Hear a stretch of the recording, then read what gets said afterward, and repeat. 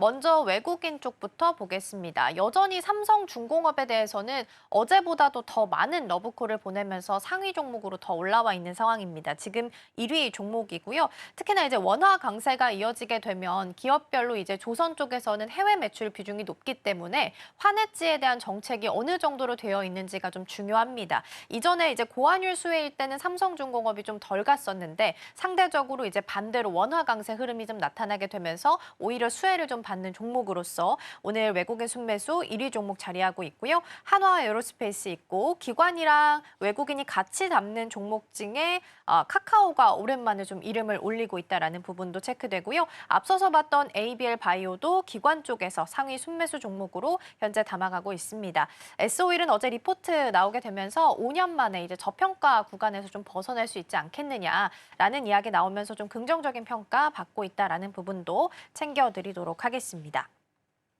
그러면 오늘 기관 쪽에서 삼성전자랑 SK하이닉스 담아가고 있는데요. 내일 엔비디아 실적 발표 예정되어 있으니까 묶어서 함께 보겠습니다. 실적은 잘 나올 걸로 일단 예상은 좀 되고 있는 상황이긴 합니다. 그럼에도 불구하고 이제 한 오전 6시쯤 되면 내일 오전 6시쯤 되면 이제 컨콜도 진행이 될 텐데 어떤 내용들을 좀 집중해서 봐야 되는지 그리고 만약에 잘 나오게 된다 하더라도 반도체주의 흐름은 좀 어떻게 예상을 하고 계실까요? 사실 이제 오늘 보면 이제 SK하이닉스, 삼성전자가 좀 선제적으로 오르고 있는 모습이거든요. 그래서 어제 이제 나스닥이 2.4% 이상 상승을 하면서 이 영향도 좀 있겠지만은 어떻게 보면 또 이제 엔비디아에 대한 어떤 실적 기대감을 조금 오늘 미리 앞당겨서 반영을 하고 있는 게 아닌가라고 좀 판단이 되고 있습니다. 그래서 최근의 패턴을 보게 되면 막상 엔비디아의 실적이 좋게 나와도 뭐 SK하이닉스와 삼성전자의 주가가 당일날에 그렇게 좀 강하지 않는 이런 모습들을 계속해서 좀 이어왔었거든요. 그럼 앞으로는 이제 엔비디아의 당일 어떠한 실적보다도 향후에 이제 가이던스가 상당히 좀 중요하다라고 좀 보여지고 있는 상황이고요. 아무래도 이제 이번 실적이 잘 나와도 다음 가이던스 자체가 예상치보다 조금 실망스럽다라고 한다면 오히려 주가는 좀 빠질 수도 있다라는 점, 이 부분도 같이 좀 체크를 하셔야 될 것 같습니다. 가이던스가 중요한 이유는 명확합니다. 그동안 이제 엔비디아가 이 GPU 시장 이제 선도로서 계속해서 좀 이끌어 왔었던 부분들인데 실적 잘 나올 거는 이제 누구나 다 알고 있다라는 거죠. 그럼 앞으로 이 잘 나오는 거를 어디까지 유지를 할 수 있느냐, 이 부분이 굉장히 좀 중요하게 좀 작용을 할 것으로 보이고 있기 때문에 역시나 이번 컨콜도 내 가이던스가 상당히 좀 중요할 것 같고요. 그리고 이제 뭐 발열 문제라든지 이걸 어떻게 좀 해소를 할 것이냐에 대한 어떤 구체적인 전망이 있다라고 한다면 또 추가적으로 이제 액침냉각 관련주들이라든지 이제 우리나라 이제 반도체주들이 다시 한번 좀 수혜를 받을 가능성이 상당히 높다라고 좀 보고 있는 상황이고요. 그리고 또 한 가지 중요한 게 이제 중국 시장에 대한 어떠한 구체적인 계획이 아닐까라고 좀 보고 있는 상황입니다. 그래서 엔비디아 같은 경우에 이제 고성능 말고 이제 저사양 쪽은 또 중국에 대한 비중도 상당히 좀 높은 편이거든요. 근데 중국 같은 경우에 이제 자기네가 자체적으로 우리도 이제 칩을 생산을 하겠다라고 하면서 미국과 지금 맞불을 좀 놓고 있는 상황이거든요. 그러다 보니까 엔비디아가 여기서 앞으로 중국 시장에 대한 점유율을 높이기 위해서 또 어떠한 제스처를 취할지 이 부분도 상당히 좀 중요하지 않을까라고 보고 있는 상황입니다.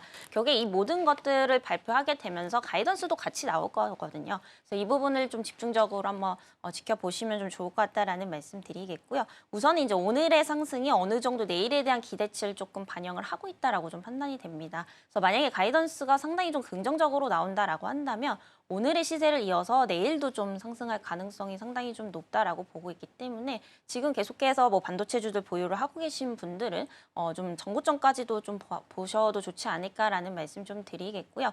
어제 이제 미증시가 그리고 굉장히 좀 강하게 나왔습니다. 여전히 이제 강하게 나온 거의 중심에는 기술주들이 또 있었던 부분들이거든요. 그럼 앞으로 이제 금리 인하 시기와 맞물려서 미증시가 지속적인 상승이 나온다라고 한다면 기술주들 위주로 상승이 나올 수밖에 없고요. 또 이런 부분들이 있어서 우리나라 반도체주들 역시도 크게 좀 수혜를 볼 수밖에 없기 때문에 이 반도체주들에 대한 투자 관점은 내일 어떠한 가이던스 좀 보시면서 만약에 긍정적으로 나온다라고 한다면 중장기적으로 좀 끌고 가시는 이런 방향도 좀 좋지 않을까라는 말씀 드리도록 하겠습니다.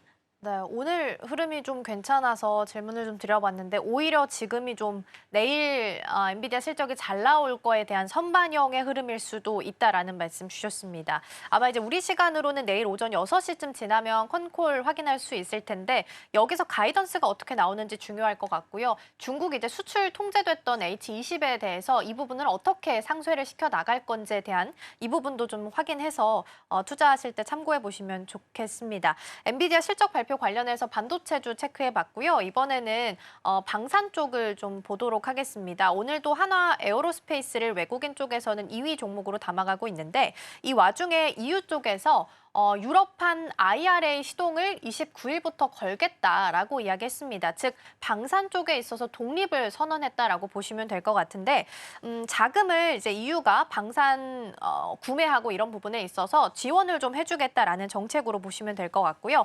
바이 유러피언 기조가 본격적으로 나타나는 것 같습니다. 그럼 대표님 방산주한테는 물론 좋은 이야기겠지만 바이 유러피언에 대한 기조가 이어지게 된다면 유럽 쪽에 좀 적을 두고 있는 기업들 위주로 방산 쪽에 있어서도 좀 선별적으로 접근을 해야 되는 걸까요?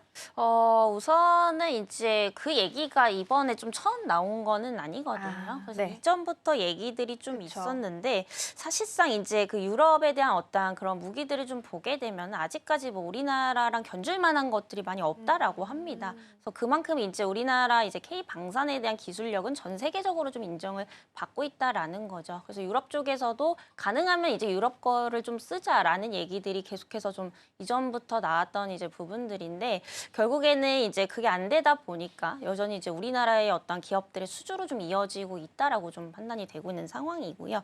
그러다 보니까 지금 이제 우리나라 방산 기업들 같은 경우에 계속해서 52주 신고가를 갱신을 하고 있죠. 그래서 말씀 주셨다시피 하나 에어로스페이스 오늘도 이제 조정은 좀 나오고 있지만 지속적인 좀 상승세를 이어 나가고 있는 상황입니다. 그래서 전체적으로 저는 우리 방산 기업들이 오히려 유럽 쪽에 있어서 앞으로 이제 시장에 대한 점유율 확대를 지속적으로 좀 할 것으로 보이고 있기 때문에 계속해서 한번 지켜보셔야 된다라는 말씀 좀 드리도록 하겠고요. 뭐 이 얘기는 이전부터 계속해서 좀 말씀을 드렸지만은 지금 생각보다 또 이제 그 전쟁에 대한 어떤 그 끝날 가능성이 좀 많이 미뤄지고 있는 상황이기도 합니다. 그리고 이제 방위비 분담금에 대한 부분들도 여전히 좀 부각이 되고 있는 시점이다 보니까 결국에는 이제 방산주들 계속해서 좀 눈여겨 보셔야 된다라는 말씀 우선 계속해서 좀 드리도록 하겠고요.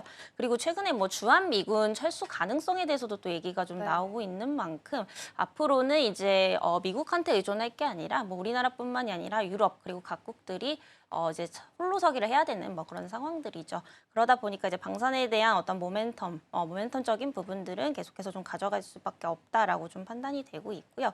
이 중에서 저는 이제 하나에어로스페이스, LI지닉스와 현대로템 다 보면은 진짜 각각의 장점이 또 다 있다라고 보고 있거든요. 그래서 뭔가 선별적으로 보시기보다는 조금 아울러서 보시는 게 좀 좋지 않을까라는 말씀드리면서 방향성은 같이 가고 있지만 그래도 개별 이슈에 따라서 조금씩 조정은 좀 나오고 있는 상황이기 때문에 이 방산 3사 안에서 조금 이렇게 분할 매수하시는 전략들도 상당히 좀 유효하지 않을까라는 말씀드리겠습니다.